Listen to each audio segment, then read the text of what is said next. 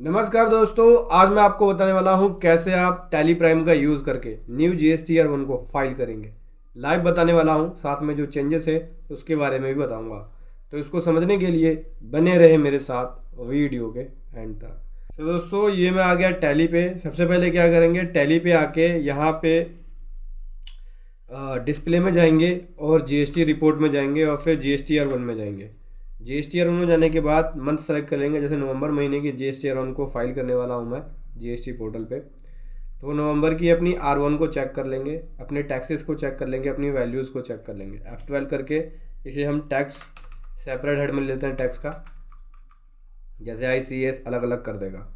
ठीक है, total 4 invoices है और मैंने जो डॉक्यूमेंट इशू किया है वो ये इशू किया है 70 से 73 तक, टोटल 4 डॉक्यूमेंट इशू हुआ है।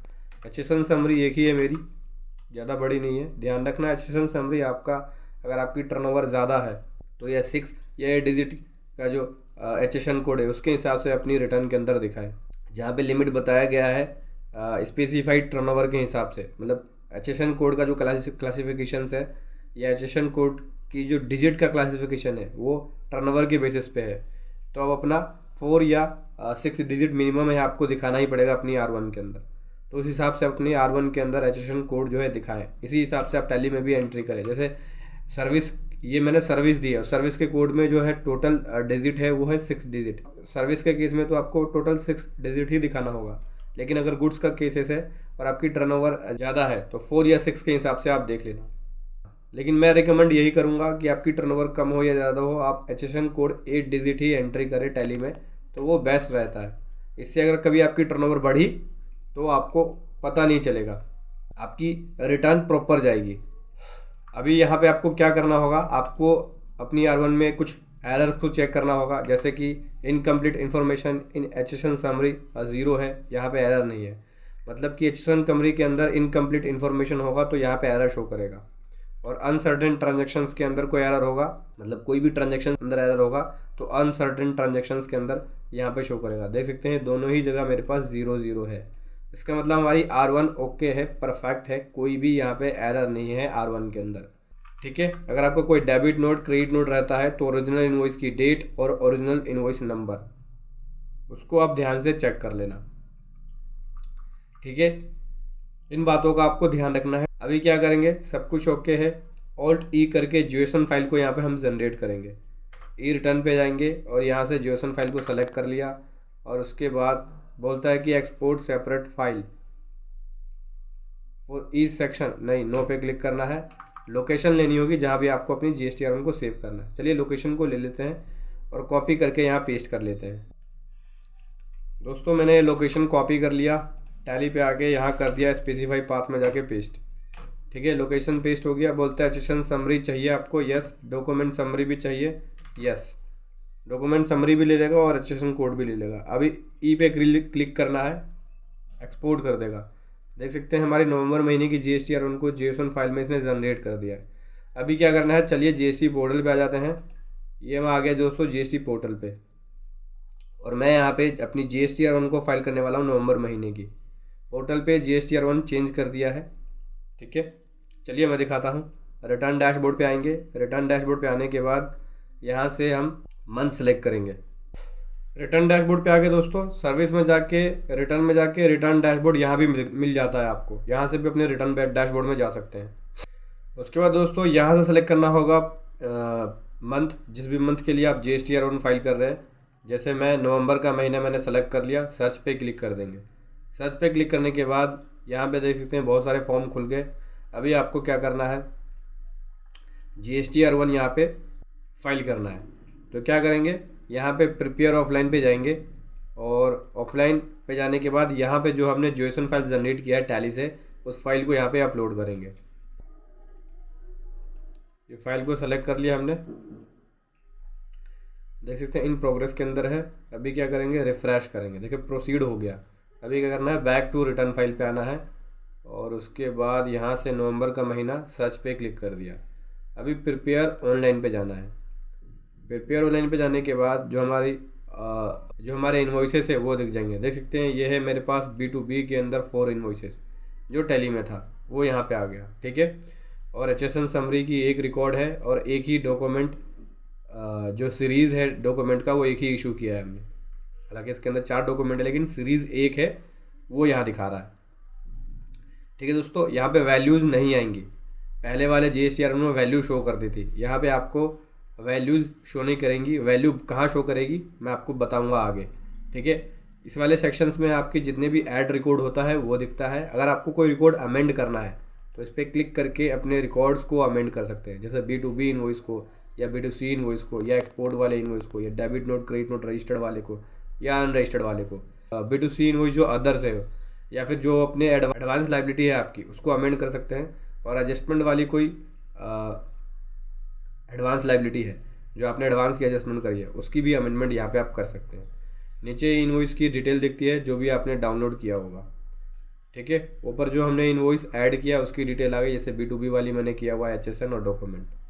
अभी क्या करना है, समरी को जनरेट करेंगे, जनरेट R1 इस पर क्लिक करेंगे। जनरेट R1 समरी पे क्लिक किया, थोड़ा सा टाइम लगेगा, कम से कम 5 मिनट का बोलता है कि 5 मिनट का आपको टाइम वेट करना पड़ेगा। जैसे समरी जनरेट हो जाएगा आपका ये प्रीव्यू का बटन एनेबल हो जाएगा, अभी डिसेबल है।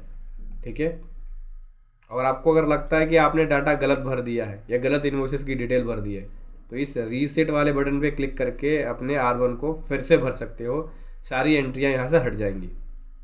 एक बार रिफ्रेश कर लेते हैं, रिफ्रेश कर लिया, ये बोलता है कि समरी जनरेट होगी, PDF में प्रीव्यू में देख सकते हो। यहाँ पे आपको देखो वैल्यू मैंने बताया था कि वैल्यू यहाँ दिखती नहीं है, आगे बताता हूँ कहाँ दिखेगी। प्रीव्यू पे क्लिक करेंगे, प्रीव्यू पे क्लिक करने के बाद जो PDF है GSTR1 का वो जनरेट हो जाएगा, एक PDF फॉर्म जनरेट हो जाता है R1 का। यहाँ से प्रीव्यू देख सकते हो, देखो यहाँ पे आपको वैल्यूज दिखेंगी। टोटल इनवॉइस वैल्यू ये है जो कि बिल्कुल सही है, मैच है। टोटल टैक्सेबल वैल्यू ये है, ये भी मैच है दोस्तों, और टोटल टैक्स ये है, ये भी मैच है। ठीक है, नीचे आते हैं, B2B इनवॉइस के अंदर ही डिटेल थी मेरी, इसके अलावा और कोई डॉक्यूमेंट नहीं था। नीचे है मेरे पास HSN, ये देखते हैं HSN की वैल्यू टोटल टैक्सेबल बिल्कुल ठीक है, टैक्स की वैल्यू ठीक है। डॉक्यूमेंट 4 इशू किया है हमने। ठीक है, देख सकते हैं टैली में भी 4 डॉक्यूमेंट दिखाएगा, ये देख सकते हैं 4 डॉक्यूमेंट इशू है। यहाँ भी आपको दिखा देते हैं, ये देख सकते हैं 4 डॉक्यूमेंट इशू है, तो यहाँ पे 4 डॉक्यूमेंट आ गया। ठीक है दोस्तों, अभी क्या करना है, प्रीव्यू को कर देते हैं बंद। ठीक है दोस्तों, अगर आपको B2B इनवॉइसेस को डिटेल में देखना है तो इस पर क्लिक करेंगे, यहाँ पे आपको दिख जाएगा कौन कौन से रिसिपेंट को आपने इनवॉइसेस डिक्लेयर किए हैं अपने R1 के अंदर। जैसे रिसिपेंट का यहाँ पे दिख जाएगा GST नंबर, जो इनवॉइस प्रोसेस हो गए उसको आप यहाँ पे देख सकते हैं। ठीक है, यहाँ पे आपको उसकी टैक्सेबल वैल्यू IGST CGST ये सब दिख जाएगी। तो ऐसे अपने रिकॉर्ड जो आपने ऐड किया है उसको आप देख पाएंगे न्यू GSTR1 के अंदर। अभी क्या करना है, हमारी सारी डिटेल ओके है, इस एक्नॉलेजमेंट वाले बटन पे क्लिक करते हैं, कंफर्म कर देते हैं और यहाँ से कर देते हैं सबमिट R1 को। ध्यान रखना अगर कोई भी इनवॉइस आप यहाँ पे ऐड करते हो तो दोबारा से रीजनरेट कर लेना समरी, क्योंकि जब तक आप रीजनरेट समरी नहीं करोगे तब तक आपका सबमिट का बटन या फाइल का बटन डिसेबल ही रहेगा अगर समरी जनरेट कर लेते हो तो। मैंने सबमिट कर दिया, अब रिफ्रेश पे क्लिक करते हैं, हमारा फाइल का बटन एनेबल हो गया। ध्यान रखना सबमिट करने के बाद आप उसको एडिट नहीं कर पाओगे। अभी क्या करना है, फाइल रिटर्न पे क्लिक करेंगे। फाइल रिटर्न पे क्लिक करने के बाद आपको क्या करना है, यहाँ पे सेलेक्ट करना है ऑथराइज सिग्नेचर को। देखो न्यू GSTR1 के अंदर क्या है, पहले से फास्ट हो गया है, डाटा भी जल्दी सेव हो गया, सबमिट भी जल्दी हो गया। पहले वाले में सबमिट करने में टाइम भी लगता था क्योंकि वो सबमिशन के अंदर ही बहुत लंबा टाइम ले रहा था 4-5 मिनट का, लेकिन अब देख सकते हैं इतना टाइम नहीं ले रहा है। क्या करना है, यहाँ पे ऑथराइज सिग्नेचर पे टिक कर दिया और यहाँ से ऑथराइज सिग्नेचर को सेलेक्ट कर लिया। अब DSC का यूज़ करके मैं फाइलिंग करने वाला हूँ। चलिए दोस्तों DSC को लगा लेते हैं। दोस्तों मैंने DSC को PC में लगा लिया है, अभी यहाँ पे DSC का यूज़ करके फाइल करूँगा। फाइल विद DSC पे क्लिक कर दिया, प्रोसीड कर देंगे। ऑथराइज सिग्नेचर को सेलेक्ट कर लेते हैं, साइन पे क्लिक कर देते हैं, पासवर्ड लिख लेते हैं, पासवर्ड लिख दिया, लॉगिन पे क्लिक कर देंगे और सक्सेसफुली साइन हो गया है और हमारी GSTR1 भी सक्सेसफुली फाइल हो गई है। न्यू GSTR1 इस प्रकार से टैली से आप फाइल कर सकते हैं। देख सकते हैं यहाँ पे ARN नंबर भी जनरेट हो गया। तो ऐसे आपको टैली प्राइम का यूज़ करके न्यू GSTR1 GST पोर्टल पे फाइल करना है। वीडियो कैसी लगी ज़रूर बताएं। Thank you so much. जय हिंद, वंदे मातरम।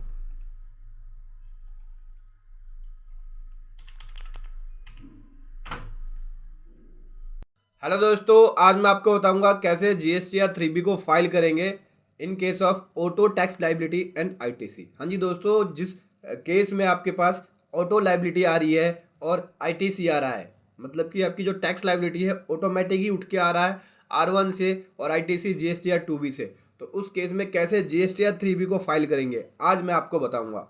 तो दोस्तों, इसको समझने के लिए बने रहे मेरे साथ वीडियो के एंड तक। दोस्तों, ये मैं आ गया जीएसटी पोर्टल पे। चलिए मैं आपको बताता हूँ कैसे फाइल करेंगे। सबसे पहले फाइल रिटर्न पे आएंगे। फाइल रिटर्न पे आने के बाद यहाँ से टैक्स पीरियड सेलेक्ट कर लेंगे। जैसे कि रिटर्न पीरियड मैं यहाँ से सेलेक्ट कर रहा हूँ, नवंबर मंथ की फ़ाइल करने वाला हूँ।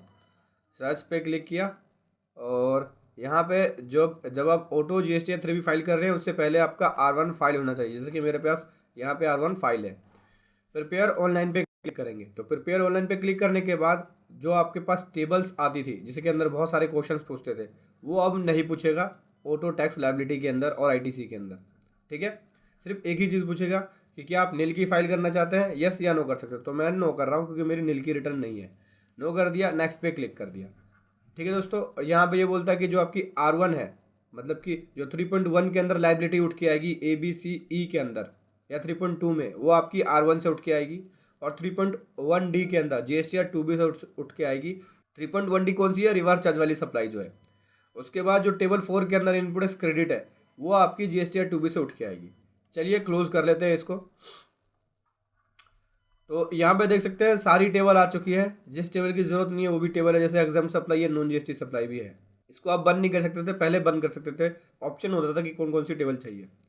सबसे पहले बात कर लेता हूँ टेबल 3.1, जिसके अंदर हमारी टैक्स लाइबिलिटी बनती है। Detail of outward supply and inward supply liable to reverse charges. ठीक है दोस्तों, तो ये मेरी आ गई। यहाँ पे B2B और B2C सप्लाई दोनों ही इकट्ठे आती है। हालांकि मेरी यहाँ पे जो सप्लाई है टोटली B2B वाली है, तो B2B वाली सप्लाई आ गई। ठीक है, उसके बाद आपको आपकी जो भी सप्लाई होती है आप यहाँ पे लिख सकते हैं।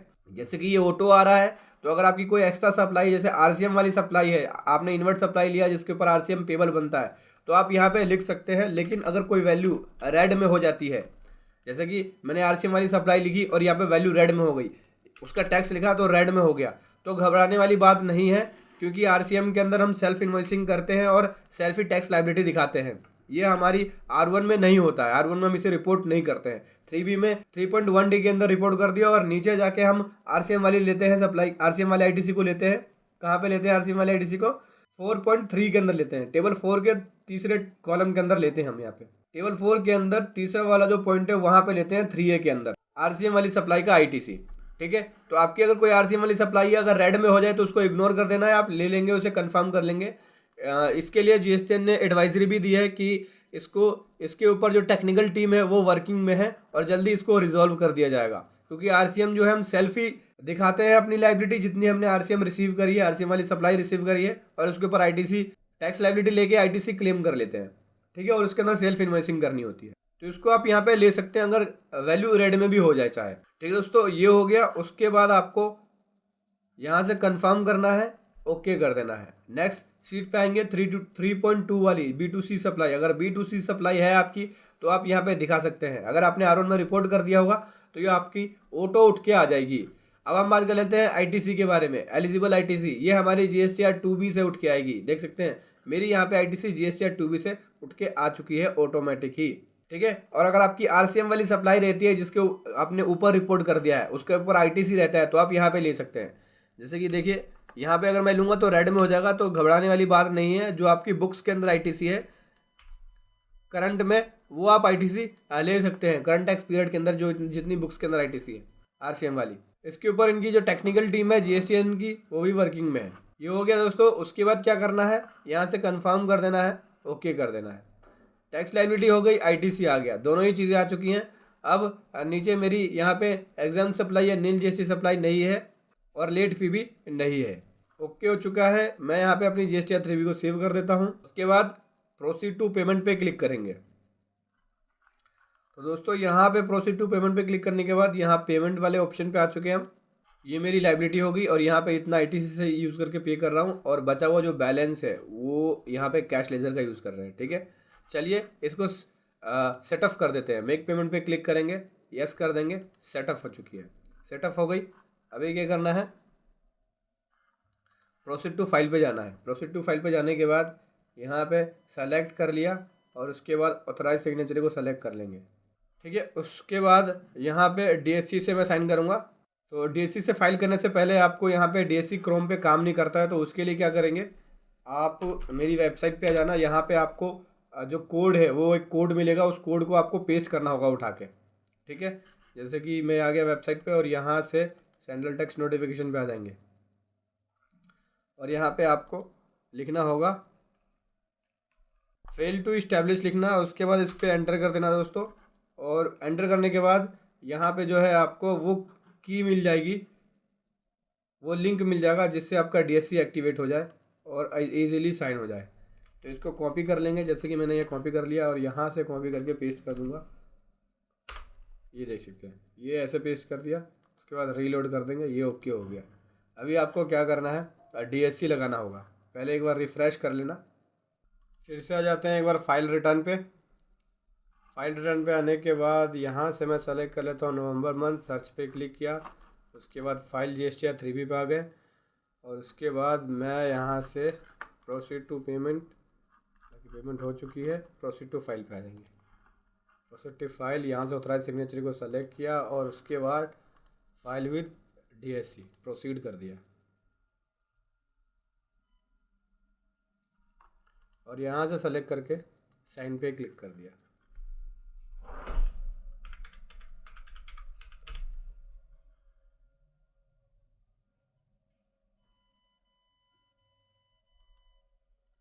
ये हो गया दोस्तों, ओके। और इस प्रकार से हमने अपनी GSTR 3B को फाइल कर लिया। मैं आपको बता दूं दोस्तों, यहाँ पे जो ITC होता है, इनपुट एज क्रेडिट, वो 2B से उठ के आता है, तो आपको रिकन्सिलेशन जरूर बनाना होगा। इस चीज़ का ध्यान रखना, क्योंकि जितना 2B से आएगा उतना ही ITC आप ले सकते हैं और उसका 10% और ले सकते हैं। इसीलिए अब आपको 2B को फॉलो करना है। ध्यान रखना, आप जो अपने बुक्स की मैचिंग करेंगे 2B से मैचिंग करेंगे, अपने परचेज रजिस्टर को 2B से मैच करके ही ITC लेंगे जब आप 3B फाइल करेंगे तो, क्योंकि अब ये ऑटो उठ के आ रहा है। वैसे में दोस्तों आपको 2B को मैच करना बहुत ज़रूरी हो चुका है, क्योंकि बिना मैचिंग के अब आप इनपुट क्रेडिट को नहीं ले सकते हैं। तो दोस्तों ऐसे आपको जो ऑटो GSTR 3B आएगी फाइल करनी होगी। वीडियो कैसी लगी ज़रूर बताएं। Thank you so much. जय हिंद, वंदे मातरम।